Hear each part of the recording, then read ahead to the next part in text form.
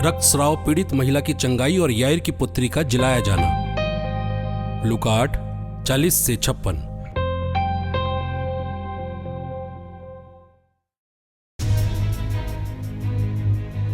जब यीशु लौटे तो लोगों ने उनका स्वागत किया, क्योंकि सभी उनकी प्रतीक्षा कर रहे थे।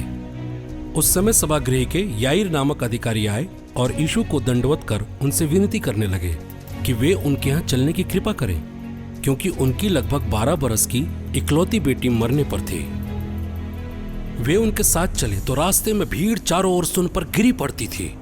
एक स्त्री जो 12 बरस से रक्तस्राव से पीड़ित थी और उसे कोई भी स्वस्थ नहीं कर सका था, उसने पीछे से आकर यीशु के वस्त्र के सिरे को छू लिया और रक्तस्राव उसी समय बंद हो गया।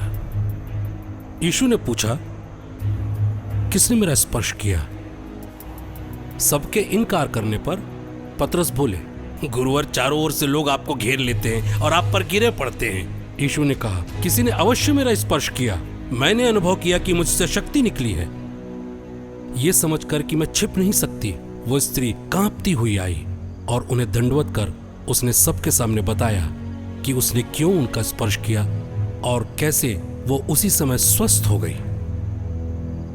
यीशु ने उससे कहा, बेटी, तुम्हारे विश्वास ने तुम्हें चंगा किया है, शांति से जाओ। यीशु ये कह ही रहे थे कि सभागृह के अधिकारी के यहां से आकर कोई ये कहने लगा, आपकी बेटी मर गई है, अब आप गुरुवर को कष्ट न दीजिए। किंतु ये सुनकर यीशु ने उनसे कहा, डरिए नहीं, बस विश्वास कीजिए, वो चंगी हो जाएगी। यीशु ने घर पहुंचकर पतरस, यूहन्ना, याकूब और लड़की के माता पिता को छोड़कर किसी और को अपने साथ भीतर नहीं आने दिया। सब रो रहे थे और उसके लिए विलाप कर रहे थे।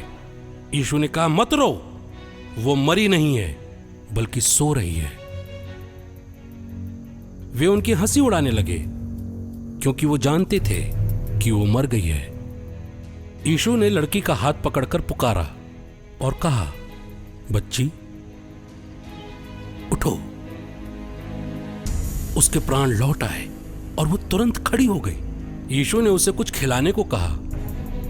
उसके माता पिता चकित रह गए, किंतु यीशु ने आदेश दिया कि वे इस घटना की चर्चा किसी से नहीं करें।